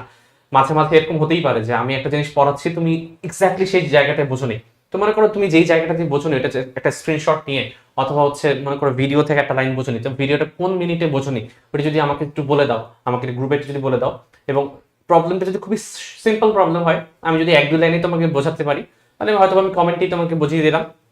অথবা যদি আমার মনে হয় যে না, তোমাকে আসলে একটা ভিডিওর মাধ্যমে বোঝানোর দরকার, তাহলে দরকার হলে ওই প্রবলেমটা, যেই প্রবলেমটা তোমার আছে সেই প্রবলেমটার একটা হচ্ছে ভিডিও আকারে সলিউশন করে তোমাকে দিয়ে দিলাম। যতক্ষণ না পর্যন্ত তুমি স্যাটিসফাইড হচ্ছ, আমি ততক্ষণ পর্যন্ত তোমাকে বোঝাতে থাকবো, কারণ এটা আমার দায়িত্ব। ঠিক আছে, তো এটা নিয়ে ভয় পাওয়ার কিছু নাই যে হচ্ছে লাইভ ক্লাস হচ্ছে না, হয়তো বা কিছুই বুঝবো না, ব্যাপারটা এরকম না। তোমাকে বোঝানোর দায়িত্ব আমার, এটা আমার উপর ছেড়ে দাও। তোমার কাজ হচ্ছে শুধুমাত্র ক্লাসগুলো ভালো মতো করা, ক্লাস নোট করা, এবং হচ্ছে প্রিভিয়াস ইয়ারের কোয়েশ্চেন এবং মেইন টেক্সট বুক একদম ভালো মতো বারবার প্র্যাকটিস করা। বাকিটা হচ্ছে আমার কাজ, আমার উপর ছেড়ে দাও। ঠিক আছে, আর কিছু? ভাইয়া কিন্তু সব রেসপন্সিবিলিটি নিয়ে নিছে তোমার, তুমি আর কোনো জায়গায় এরকম রেসপন্সিবল টিচার পাবা কিনা আমি জানি না। অনেক জায়গায় আসলে তোমার কমেন্ট কারো নজরেই পড়বে না, মানে যেহেতু আমরা একটু কম পপুলার, তো কম পপুলার হওয়ার কারণে কিন্তু তোমরা এই বেনিফিটটা পাচ্ছ। সো লেস পপুলার হওয়ার বেনিফিট স্টুডেন্টদের আছে, তাই তো? সরাসরি তুমি আমার সাথে কন্ট্যাক্ট করতে পারবা, সরাসরি সাদিক ভাইয়ের সাথে কন্ট্যাক্ট করতে পারবা, যেটা কিন্তু অন্য কোনো প্ল্যাটফর্ম যারা অনেক পপুলার এক্ষেত্রে সম্ভব না। আচ্ছা, এবার কি প্রিপারেশন অনেক ভালো হলেই কি চান্স হবে? না, প্রিপারেশন ভালো এটা তোমাকে চান্স পাওয়ার গ্যারান্টি দেয় না। অনেক ফ্যাক্টর আছে ভাই, অনেক ফ্যাক্টর আছে। তুমি ওই দিন যে যে প্যানিক অ্যাটাক করবে না তার কোনো ইয়ে আছে? তোমার বুয়েটের ভর্তি পরীক্ষার দিন বাইরে অ্যাম্বুলেন্স রেডি থাকে, এটা জানো? অনেকে মাথা ঘুরে পড়ে যায়, হ্যাঁ, পানি নিয়ে সবাই রেডি হয়ে থাকে, অ্যাম্বুলেন্স রেডি থাকে। তো প্যানিক অ্যাটাক এটা হতে পারে। আবার এমন হতে পারে তোমার টাইমটা কিন্তু খুবই কম, দেখো অ্যাডমিশন জার্নিটা 2-3 মাসের, বাট যেহেতু এখানে 12টা-14টা করে চ্যাপ্টার আছে, প্রত্যেকটা সাবজেক্টে 12টা-14টা করে চ্যাপ্টার আছে, সো ওভারঅল এক সপ্তাহে তুমি যদি একটা চ্যাপ্টারও ফোকাস করতে চাও, তাহলে 3 সাবজেক্টের 3টা চ্যাপ্টার তোমাকে কিন্তু এক সপ্তাহে পড়তে হচ্ছে। সাপোজ তুমি কোনো একটা সপ্তাহে অসুস্থ হয়ে গেলা কোনো কারণে, তো ওই সপ্তাহে যে 3টা চ্যাপ্টার, এই 3টা চ্যাপ্টার তোমার মাথায় বার্ডেন হয়ে থাকবে। এইটা লোড মানে রিকভার করা এটা কিন্তু একটু টাফ। সো তোমাকে খেয়াল রাখতে হবে সম্পূর্ণ সময়টা একটু সুস্থ থাকার চেষ্টা করতে হবে। মানে আননেসেসারি খাওয়া দাওয়ার অনিয়মের কারণে অসুস্থ হয়ে গেলা, বা বৃষ্টিতে ভিজলা জ্বর চলে আসলো, বা আননেসেসারি জার্নি করলা, সো এই জিনিসগুলো একটু অ্যাভয়েড করতে হবে, সুস্থ থাকতে হবে। কারণ যে কোনো একটা সপ্তাহ তুমি যদি মিস করে ফেলো, ওই সপ্তাহের বার্ডেনটা তোমার মাথায় কিন্তু কি বলবে কম্পাউন্ড ইন্টারেস্টের মতো বাড়তে থাকবে। তো এটা গেল হচ্ছে গিয়ে ফিজিক্যাল ফিটনেসের একটা ব্যাপার। সেকেন্ড হচ্ছে গিয়ে প্রচুর পরীক্ষা দিতে হবে। আমি শুরুতে একটা কথা বলছিলাম যে তোমার নিজের বাসায় বসে, নিজের রুমে বসে একটা প্রশ্ন সলভ করা, আর পরীক্ষার হলে যে ওইখানে অ্যাকচুয়াল 3 মিনিট একটা প্রশ্ন সলভ করা, দুইটার ভিতর আকাশ পাতাল পার্থক্য। একই জিনিস, যেমন আমার ক্ষেত্রে আমি এটা ভুল করে আসছিলাম। আমি ম্যাথে সবচেয়ে বেশি কনফিডেন্ট ছিলাম, মারা খাইছি সবচেয়ে বেশি ম্যাথেই। ম্যাথে জানা অঙ্ক, এক্স অক্ষের সমান্তরাল অক্ষ যদি কোনো পরাবৃত্তের হয়, তাহলে পরাবৃত্তের সমীকরণ হবে, খুবই সহজ একটা অঙ্ক, বাট আমি এদের ভুল করে আসছিলাম, উল্টা সমীকরণ বের করে দিয়ে আসছিলাম। সো এই জিনিসগুলো খুবই নর্মাল, খুবই নর্মাল, এবং তোমার ক্ষেত্রে যে হবে না তুমি এই গ্যারান্টি দিতে পারো না। অনেক ভালো স্টুডেন্ট আছে, অলিম্পিয়াড করা অনেক স্টুডেন্ট আছে যারা কিন্তু অ্যাডমিশন টেস্টে মারা খায়। ঠিক আছে, তো প্রিপারেশন ভালো মানেই যে তোমার চান্স হয়ে গেছে এটা না। ওভার কনফিডেন্ট হওয়া যাবে না, বিনয়ী হতে হবে, দোয়া করতে হবে, সবকিছুই করতে হবে। এই সবকিছু মিলেই তোমার অ্যাকচুয়ালি রেজাল্ট। সো এই হচ্ছে গিয়ে ব্যাপার। আর তারপরে লাস্ট প্রশ্ন কি বলছে, ইঞ্জিনিয়ারিং এ চান্স না হলে এই প্রিপারেশন নিয়ে আর কোথায় সম্ভব? ওই যে বলছিলাম মেডিকেল প্রিপারেশনে একটু ঝামেলা, তাছাড়া সব জায়গায় তুমি সুন্দর পারফর্ম করে আসতে পারবা। তো তোমার ভার্সিটিতে যেটা হয় ক্যালকুলেটর অ্যালাউড থাকে না। তো অনেক অঙ্ক আছে যে স্টুডেন্টরা ক্যালকুলেটর দিলে একবারেই সুন্দর। এখন তো ক্যালকুলেটর হ্যাক্স নামে অনেক হ্যাক্সও পাওয়া যায়। তো ক্যালকুলেটর হ্যাক্সের মাধ্যমে খুব সুন্দর সুন্দর একবারে ক্যালকুলেটর অঙ্ক করে দিচ্ছে, ওটি আবার হাতে কলমে করতে পারতেছে না। ত্রিকোণমিতির ম্যাক্সিমাম অঙ্ক তো ক্যালকুলেটরই হয়ে যায় অপশন টেস্টিং এর মাধ্যমে, বাট হাতে কলমে করতে গেলে হয়তো টাইম বেশি লাগে। সো বিষয়টা হচ্ছে গিয়ে এই যে রিটেনের জন্য প্রিপারেশন নিলেও তোমাকে কিন্তু হ্যান্ড ক্যালকুলেশন পারতে হবে, ক্যালকুলেটর ছাড়া অঙ্ক পারতে হবে। ম্যাথে ঝামেলাটা কম, ফিজিক্স এবং কেমিস্ট্রিতে বেশি। তো তোমাকে করতে হবে কি, আমাদের ইঞ্জিনিয়ারিং যে প্রিপারেশনটা আছে এটার পাশাপাশি ভার্সিটি অ্যাডমিশনের যে প্রিভিয়াস ইয়ার কোশ্চেনগুলো আছে সেগুলো তোমাকে পড়তে হবে। বায়োলজি টুকটাক পড়তে হবে তুমি যদি ভার্সিটিতে পরীক্ষা দিতে চাও, এবং এর পাশাপাশি হ্যান্ড ক্যালকুলেশন তোমাকে প্র্যাকটিস করতে হবে। তুমি যদি ঢাকা ভার্সিটির রেজাল্ট দেখো তাহলে দেখবা ঢাকা ভার্সিটি কিন্তু টপার তারাই হচ্ছে যারা কিন্তু ইঞ্জিনিয়ারিং প্রিপারেশন নিয়েছিল। সো ইঞ্জিনিয়ারিং প্রিপারেশন নিলে এক্ষেত্রেও তোমার ওয়াইড ভেরিয়েশন থাকতেছে, স্কোপটা বেশি থাকতেছে। মেনলি হচ্ছে তোমরা দেখো যে মেডিকেলে যারা প্রিপারেশন নেয় তারা হচ্ছে ওই প্রিপারেশনটা একটু অন্য টাইপের, মানে ফিজিক্স ওখানেও আছে, ওখানে কেমিস্ট্রিও আছে, ম্যাথ নাই, ওখানে হচ্ছে বায়োলজি আছে। ধরলাম যে এই তিনটা সাবজেক্ট আবার ইয়েতেও আছে, তোমার ভার্সিটিতেও আছে, বাট প্যাটার্নটা সম্পূর্ণ আলাদা। ফিজিক্সের কোয়েশ্চেন মেডিকেলে যেরকম হয় সেম চ্যাপ্টার থেকে হচ্ছে ভার্সিটিতে প্রশ্ন আসে, বাট সেম টাইপের হবে না। মেডিকেলে তো মূলত হচ্ছে একটু থিওরি টাইপের কোয়েশ্চেনগুলো বেশি আসে, যে থিওরিটিক্যাল টাইপের ব্যাকগ্রাউন্ডের।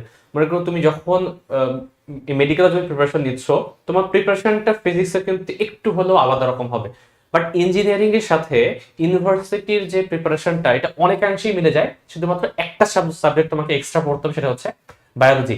এই বায়োলজি সাবজেক্ট এক্সট্রা পড়া ছাড়া আর আমি কোনো আসলে মেজর চেঞ্জ দেখি না। হ্যাঁ, এটা ঠিক যে বুয়েট বা বেশি ইঞ্জিনিয়ারিং এর জন্য হচ্ছে তোমাকে একটু অ্যাডভান্স লেভেলের কোয়েশ্চেন বেশি সলভ করা লাগে, বাট অ্যাডভান্স লেভেলে করার আগে তোমাকে তো বেসটা থাকতে হবে। এই বেসটা তোমাদের হচ্ছে কোথা থেকে, এইচএসসি থেকে আসবে। বাকি যতটুকু দরকার সেটা হচ্ছে আমরা সাপোর্ট দিব। এবং এই জিনিসটা যদি তোমার ঠিকঠাক থাকে, মোটামুটি সবগুলো কনসেপ্ট যদি তোমাদের জানা থাকে, তাহলে ফিজিক্স, ম্যাথ, কেমিস্ট্রি তোমার হচ্ছে ভার্সিটিতে বাধার কারণ হবে না। বাধার কারণ একটাই হতে পারে, হয়তো বা তোমার বায়োলজি তুমি উইক ছিলে, এটাই একমাত্র। বাট হচ্ছে মেডিকেল হচ্ছে প্রিপারেশন নিয়ে ইউনিভার্সিটি ক্র্যাক করা তুলনামূলক টাফ, যারা হচ্ছে ইঞ্জিনিয়ারিং প্রিপারেশন নিয়ে হচ্ছে ভার্সিটিতে পরীক্ষা দিচ্ছে তাদের তুলনায়। ঠিক আছে, এই কারণে আমি বলছি যে ইঞ্জিনিয়ারিং প্রিপারেশন নিলেও তোমাদের কিন্তু শুধুমাত্র বুয়েট, রুয়েট, কুয়েট, চুয়েট এই চারটা বাদেও আরো কি কি আছে, তোমাদের বিভিন্ন সায়েন্স অ্যান্ড টেকনোলজি ইউনিভার্সিটি গুলো আছে, আইইউটি আছে, এমআইএসটি আছে, তারপর হচ্ছে তোমাদের হচ্ছে বাংলাদেশ কৃষি বিশ্ববিদ্যালয় এবং কৃষি রিলেটেড যে কৃষি গুচ্ছ যে যতগুলো আছে সবগুলো আছে। এই সবগুলোর মধ্যে শুধুমাত্র জাস্ট একটা সাবজেক্ট তোমাকে আলাদাভাবে একটু রাখতে হবে। বাট তুমি যদি কনফিডেন্ট থাকো, অবশ্যই অবশ্যই হচ্ছে তোমাদের ফিজিক্স, কেমিস্ট্রি, ম্যাথ এই তিনটাতে খুব বেশি জোর দিতে হবে। এবং তুমি যদি সেকেন্ড অপশন রাখতেই চাও তাহলে বায়োলজিটা মাঝে মাঝে একটু দেখতে হবে। ঠিক আছে, তো মোটামুটি যদি আইডিয়া থাকে আশা করি সমস্যা হবে না খুব একটা। আচ্ছা, তো আমার মনে হয় চলে আসছি আমরা লাস্টের দিকে, আর আমাদের কিছু কোয়েশ্চেন ছিল না এরকম। তো যাই হোক, লাস্ট কথা এটাই যে আমাদের এই কোর্সটা কিন্তু 2025 সালের জন্য তোমাদের শুরু হয়ে আছে। এটা হচ্ছে 31 আগস্ট থেকে। 31 আগস্ট থেকে হচ্ছে আমাদের ক্লাসের রুটিন অলরেডি তোমাদের কিন্তু পাবলিশ করে দিয়েছি আমরা। এবং তোমাদের যা যা ইনফরমেশন দেওয়া দরকার আমরা প্রাইভেট গ্রুপে সবসময় দিচ্ছি। এবং আমাদের ওয়েবসাইটে যদি তোমরা যদি ভিজিট করো তাহলে সবগুলো আপডেটেড ইনফরমেশন তোমরা কিন্তু সেখানেও পেয়ে যাবে আমাদের কোর্সের আন্ডারে। ঠিক আছে, তো কেউ যদি তোমাদের পরিচিত এখনো থাকে বা তোমরা যারা এনরোল করোনি, তো তোমাদের জন্য হচ্ছে একটা জিনিস বলছি, সেটা হচ্ছে তোমরা এখনো এনরোল করতে পারো।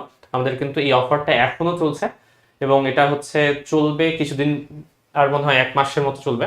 তো এর মধ্যে এরপরে হচ্ছে আমরা কিন্তু স্টপ করে দিব।